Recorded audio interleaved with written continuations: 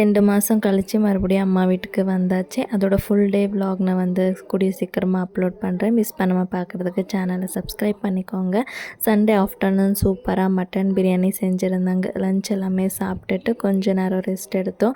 So வீட்டில் வந்து நெய் காலியாக இருக்குதுன்னு சொல்லிட்டு வீட்டிலேயே வந்து பாலாடை எடுத்து வச்சுருந்தாங்க. அதுலேருந்து வெண்ணெய் எடுத்து நெய் காய்ச்சிட்டோம். ஒரு 150 ml வரைக்கும் நெய் வந்து கிடைச்சிச்சு. ஸோ இந்த ப்ரௌன் கலர் பாட்டை நீங்கள் என்ன பண்ணுவீங்க நெய் காய்ச்சின பிறகுன்னு சொல்லுங்கள். ஸோ இன்றைக்கி எங்கள் அம்மா வந்து எங்கள் பாட்டியோட ஸ்டைலில் ஏதோ ஒன்று செய்கிறேன்னு சொல்லி பண்ணியிருந்தாங்க. டேஸ்ட் மட்டும் ரொம்ப சூப்பராக இருந்துச்சு.